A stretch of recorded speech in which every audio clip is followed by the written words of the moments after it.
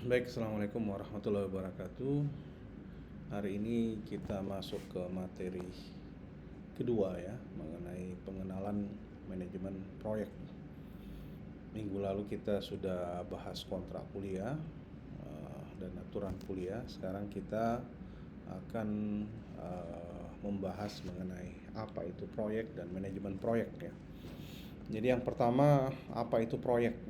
Jadi kalau kita mau cerita manajemen proyek ya kita harus tahu dulu apa itu proyek. Jadi proyek itu adalah melakukan usaha ya, biasanya dengan keras dalam suatu waktu untuk membuat produk, layanan atau hasil karya kerja yang unik ya. Atau kalau menurut project management body of knowledge ya, atau kitabnya manajemen proyek, itu adalah suatu usaha sementara yang dilaksanakan untuk menghasilkan suatu produk atau jasa yang unik. Nah, di sini yang kita harus garis bawahi adalah kata sementara ya. Sementara, dan di poin kedua ada kata suatu waktu ya. Jadi proyek itu biasanya memang dalam suatu waktu ya, dalam kondisi sementara, tidak seterusnya. Kalau seterusnya itu namanya kerja ya, bukan proyek. Jadi hanya dalam suatu waktu. Jadi kalau proyek pemerintah itu hanya harus diselesaikan misalnya dalam 1 tahun, kecuali proyek yang multi years, tapi pasti ada batasan waktunya. Biasanya masalah yang dihadapi proyek itu ya klasik ya. Pertama, masalah waktu atau keterlambatan, masalah biaya yang lebih besar, atau keluar dari lingkup yang sudah disepakati ya, atau keluar dari aturan-aturan atau fitur-fitur yang sudah disepakati. Di sini ada 3 batasan ya dalam project management yang paling berpengaruh ya. Jadi yang pertama itu lingkupnya, kemudian waktunya, kemudian cost-nya ya. Nah, ketiga ini saling berhubungan erat ya. Kalau salah satunya ini terlambat, ini bisa mempengaruhi yang lain ya. Kalau skopnya terlalu besar atau skopnya terlalu kecil, itu bisa berdampak pada keterlambatan. Keterlambatan bisa berdampak pada cost atau biayanya ya. Ya, jadi ini lagi tambahan penjelasan ya. Kalau lingkup itu kerja apa saja ya. Kemudian lingkup juga itu produk, layanan atau fitur ya. Kemudian berapa lama waktu yang dibutuhkan dalam menyelesaikan proyek ini dalam lingkup batasan waktu ya, harus jelas jadwalnya ya. Kemudian yang bagian ketiga ada cost atau biaya, harus jelas juga berapa biayanya ya. Jangan sampai kita salah menganggarkan, itu bisa berakibat fatal. Nah, proyek TI itu bukan semata-mata bikin software ya. Kita juga bisa melakukan pengadaan komputer atau laptop dalam suatu instansi ya. Kemudian kita mengupgrade infrastruktur IT atau jaringan komputer pada suatu institusi ya. Kita belikan mereka software ya. Kemudian kita bikinkan sistem ya untuk meningkatkan produktivitas, bikin website, bikin aplikasi, baik itu aplikasi basis web maupun yang mobile dan lain sebagainya. Itu semua adalah contoh-contoh proyek TI. Nah, apa saja sih yang menjadi atribut dari proyek atau yang dimiliki oleh proyek? Jadi proyek itu sudah pasti ada tujuannya ya, apalagi kita di bidang TI. Apakah tujuannya itu melengkapi infrastruktur TI, apakah tujuannya itu menyediakan software, apakah tujuannya itu membangun infrastruktur jaringan dan lain-lain. Kemudian semua proyek selalu dalam batas waktu ya, dan tidak selamanya ya, karena ada batas waktunya. Biasanya kalau proyek pemerintah itu kurang dari setahun ya, kecuali proyek yang dikatakan proyek multi years. Proyek dibangun menggunakan perluasan progresif ya. Jadi utamanya kalau kita membangun itu ya tahap demi tahap ya. Kemudian dalam proyek kita butuh sumber daya manusia ya, butuh tim. Selain sumber daya manusia, sumber daya lain juga kita butuhkan ya, seperti sumber daya alat, tools ya, dan sebagainya. Kemudian proyek harus punya pelanggan utama atau orang yang meminta proyek itu dibikin, atau biasa kita bilang sponsor ya. Nah, sponsor ini yang membiayai ya. Kalau tidak ada yang membiayai, siapa yang bikin proyek itu? Kemudian proyek itu melibatkan ketidakpastian. Ya, proyek itu bisa saja gagal, bisa berhasil, tapi gagal juga memungkinkan ya. Nah, itu harus kita siap antisipasi. Nah, sekarang kita ke manajemen proyek secara umum ya. Manajemen proyek itu aplikasi dari pengetahuan atau keahlian, kemudian perangkat ya yang menjadi alat, kemudian teknik aktivitas proyek yang bertemu dengan requirement proyek atau kebutuhan proyek ya, atau persyaratan proyek. Ini menurut bukunya Schwalbe ya di tahun 2010. Kemudian ada juga yang mengatakan bahwa manajemen proyek itu kegiatan merencanakan, mengorganisasikan, mengarahkan, mengendalikan sumber daya organisasi ya untuk mencapai tujuan tertentu dalam waktu tertentu dengan sumber daya manusia tertentu. Nah, ini adalah framework manajemen proyek ya, di mana kita akan mempelajari 9 framework ini ya. Jadi ada yang namanya scope management, time management, dan cost management. Ada 3 fungsi utama ya. Di sini ditambah lagi dengan quality management ya. Jadi setelah selesai ini nanti di tes quality management. Ini dibilang sebagai fungsi utama ya atau core function. Ya. Nah, sedangkan di bagian bawah ada namanya facilitating function. Ya, jadi manajemen HR ya, human resource, sumber daya manusia. Manajemen komunikasi, manajemen resiko, manajemen procurement atau pengadaan barang. Nah, ini adalah fungsi yang dikatakan sebagai facilitating function atau fungsi fasilitas. Nah, dari 9 area manajemen proyek atau knowledge area manajemen proyek itu tadi sudah dijelaskan ya, ada 4 inti, kemudian 4 fasilitas atau function ya. Kemudian 1 namanya manajemen integrasi proyek. Nah, ini semua akan menyatukan ya 8 area atau 8 knowledge area yang ada dari core sampai dengan fungsionalitasnya.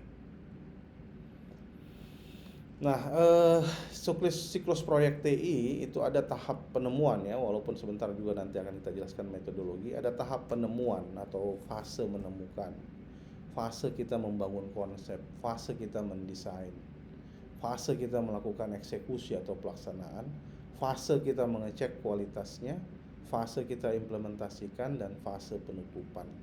Nah, ini biasanya siklus proyek. Ada sebagian yang berjalan seperti ini, ada juga sebagian sudah dimodifikasi ya. Nah, kemudian metodologi dari manajemen proyek ini adalah inisiasi ya, mengawali proyek, nanti kita bahas di materi keempat ya. Kemudian project planning ya, perencanaan proyek, project execution, pelaksanaan proyek. Nah, pelaksanaan proyek ini harus sejalan dengan controlling atau monitoring.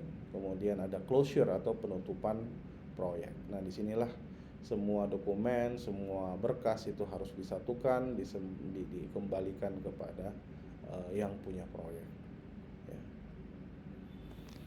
Nah, kenapa proyek itu muncul? Ya, biasanya ya karena rencana ya, pemerintah rencananya ada permintaan pasar, ada juga permintaan kebutuhan internal ya, misalnya UIN misalnya butuh sistem ya, kita minta saja ya, tusukan dalam anggaran. Kemudian ada kegiatan penelitian dan pengembangan. Nah, ini ada beberapa hal yang menjadi penyebab timbulnya suatu proyek. Nah, ada lagi istilah yang namanya stakeholder. Apa itu stakeholder? Stakeholder adalah orang-orang yang terlibat di dalam proyek ya. Ada sponsor, ada manajer proyek, ada tim proyek, ada staf pendukung, ada supplier, dan juga ada lingkungan sekitar ya, termasuk masyarakat kalau memang masyarakat itu bersentuhan dengan proyek yang dilakukan. Nah, di sini ada beberapa syarat ya untuk membantu suatu proyek itu sukses atau tidak. Jadi yang pertama, dukungan eksekutif betul harus ada ya. Kemudian keterlibatan seluruh pengguna ya. Kemudian bagaimana kita merekrut manajer proyek yang baik ya. Tujuan bisnis jelas, lingkupnya itu kita usahakan sekecil mungkin, jangan terlalu lebar. Kemudian infrastrukturnya itu sudah terpenuhi, termasuk softwarenya. Kemudian requirement dasarnya itu jangan berubah-ubah, metodologi yang kita pakai itu formal. Kemudian ada estimasi yang handal sama kriteria lain seperti milestone, proper planning, ya, staff yang kompeten dan sebagainya. Nah, kita di sini belajar manajemen proyek itu kita memposisikan diri sebagai seorang manajer proyek atau berperan sebagai seorang manajer proyek. Nah, seorang manajer proyek yang full menangani proyek itu biasanya ada 3 peran utamanya. Dia juga sebagai konsultan, dia juga sebagai orang layanan keuangan, dan dia juga sebagai tempat kita bertanya. Dan ini memang untuk menjadi seorang manajer proyek ya butuh pengalaman, butuh jam terbang ya, butuh pengalaman yang tidak sedikit ya. Kemudian ada 5 fungsi kerja manajer proyek. Jadi kalau Anda sebagai manajer proyek, pastikan Anda tahu lingkup proyek Anda, batasan-batasannya. Pastikan Anda tahu siapa-siapa saja orang yang terlibat dalam proyek itu. Kemudian bikinkan work breakdown structure ya, atau WBS atau daftar tugas dari semua orang. Lakukan estimasi waktu perencanaan atau sampai waktu penyelesaian pekerjaan ya. Bikin flowchart manajemen dari awal sampai akhir. Identifikasi kebutuhan sumber daya dan juga kebutuhan anggaran. Evaluasi requirement proyek, identifikasi dan evaluasi risiko yang mungkin. Persiapkan rencana cadangan atau contingency plan ya. Kemudian identifikasi ketidaktergantungan kita dengan identifikasi atau melacak milestone yang kritis ya, yang tidak boleh terlambat. Berpartisipasi dalam review fase-fase proyek. Jadi kita menilai, kita melakukan monitoring, kita melakukan controlling ya dengan mereview fase-fase. Amankan kebutuhan sumber daya, baik sumber daya manusia maupun sumber daya perangkat ya. Kemudian mengatur proses perubahan dan melaporkan status proyek. Nah, itu 15 fungsi kerja manajer proyek yang perlu Anda tahu. Kemudian apa yang perlu diketahui seorang manajer proyek? Dia harus bisa baca PMBOK-nya manajemen proyek ya. Project Management Body of Knowledge dari manajemen proyek. Kemudian tahu 9 area aplikasi atau area pengetahuan dari manajemen proyek. Harus memahami lingkungan pengetahuan proyek ya. Kemudian pengetahuan keahlian manajemen secara umum harus juga diketahui. Dan intinya ada soft skill atau human relation skill. Ini juga sangat penting bagi seorang manajer proyek. Nah, di sini ada perbandingan antara manajer proyek efektif dan yang tidak efektif. Pemimpin proyek efektif, dia memimpin dengan contoh ya. Dia mencontohkan dirinya. Kalau dia datang tepat waktu, disiplin, maka dia berharap pasti karyawannya atau stafnya juga disiplin ya. Jangan berikan contoh yang buruk kepada staf kita. Proyek efektif dia punya visi, dia sudah punya gambaran seperti apa proyek itu ke depan. Kemudian dia berkompeten ya secara teknis. Kalau dia proyek IT, dia harus paham betul IT. Tegas dalam memutuskan, dia juga harus menjadi komunikator yang baik, harus menjadi motivator yang baik ya. Kalau berhadapan dengan top manajemen ya, jika perlu, kalau jadi manajer proyek juga yang nanti berhadapan kalau misalnya tiba-tiba ada perubahan dari planning, itu bisa panjang ceritanya dengan sponsor proyek. Dia harus bisa selalu mendukung tim ya, dan terbuka dengan ide-ide baru ya. Nah, jangan pilih manajemen proyek yang punya contoh yang buruk, tidak punya keyakinan, tidak punya pengalaman teknis, komunikator yang buruk, motivasi yang buruk. Nah, ini semua yang menjadi persoalan. Nah, tadi kita sudah mengatakan apa saja sih kompetensi dari seorang manajer proyek. Dia punya kompetensi bisnis ya. Kesadaran bisnis, ada visi misi tujuannya, dia bisa bawa proyek ke situ ya. Menjaga keterlibatan orang-orang proyek. Kemudian dia berkomitmen bahwa proyeknya harus selesai dengan kualitas seperti yang dia harapkan. Kemudian dia juga pasti memiliki pengalaman bisnis. Kompetensi pengaruh, dia harus punya kesadaran antar personal. Dia harus peka ya, punya kesadaran organisasi, bisa mengantisipasi dampak dari keputusan-keputusan yang misalnya dihasilkan oleh sponsor. Dia banyak menggunakan pengaruhnya ya, Nah, ini perlu pengalaman mengelola proyek dan meningkatkan kualitas personal dirinya sendiri ya. Nah, dia juga seorang manajer proyek harus bisa menjadi manajemen manusia, harus paham sedikit tentang psikologi. Dia harus tahu bagaimana memotivasi orang lain, memotivasi timnya ya. Dia harus terampil berkomunikasi ya. Dia harus bisa memacu anggotanya atau timnya agar mengembangkan kemampuannya secara optimal atau maksimal. Dan dia juga sekaligus bisa memonitor dan mengontrol timnya ya. Nah, ini juga perlu pengalaman yang banyak ya untuk meningkatkan kualitas personal kita. Nah, kompetensi lain adalah kompetensi manajemen diri ya. Dia harus orang yang punya kepercayaan diri tinggi. Dia juga orang yang harus paling tahan dengan stres ya, karena kalau anggota stres maka pimpinan harus bisa menenangkan anggotanya. Jangan anggota stres, pimpinan lebih stres lagi. Nah, itu mereka tidak punya kompetensi manajemen diri ya. Dia punya kepedulian, kredibilitas ya. Dia peduli kepada timnya, dia kredibel ya, bisa dipercaya ya. Kemudian dia juga fleksibel ya, tidak kaku. Nah, yang begini ya sangat berpengaruh. Pengalaman-pengalaman bisnis itu sangat berpengaruh. Nah, ini sedikit sejarah manajemen proyek ya. Profesi ini berkembang cukup cepat ya, karena banyaknya proyek-proyek yang gagal sebenarnya ya. Nah, kemudian dimulai dari Manhattan Project, ada proyek militer pembuatan bom atom ya. Di sini pernah ada filmnya ini ya mengenai pembuatan bom atom. Kemudian militer Amerika juga menggunakan teknik manajemen proyek ya, seperti pembuatan Gantt chart ya, oleh Henry Grant tahun 17. Pada tahun 1998 ada proyek submarine pertama kali digunakan network diagram. Nah, ini semua tools-tools yang dipakai dalam manajemen proyek ya. Tahun 70 militer Amerika menggunakan software untuk proyek-proyek besar ya, seperti software Artemis untuk desain pesawat ya. Tahun 90 dibuatlah Project Management Office ya, dan diorganisasikan secara global. Jadi pengetahuan manajemen proyek ini adalah pengetahuan global ya. Ini juga ada sertifikasinya ya. Nah, tapi kita dalam manajemen proyek kita spesifik ke bidang teknologi informasi. Nah, Project Management ini punya institut ya, yang didirikan tahun 69 namanya PMI ya, Project Management Institute. Disinilah biasanya kumpul profesional project ya, yang berorganisasi secara di skala global ya. Nah, kalau kita juga mau menguji kompetensi kita bisa menguji melalui sertifikasi profesional ya, project management. Jadi banyak lembaga-lembaga yang sekarang sudah mengeluarkan sertifikasi untuk project management ya, certification. Ini yang paling banyak adalah dari PMI sendiri ya, Project Management Institute.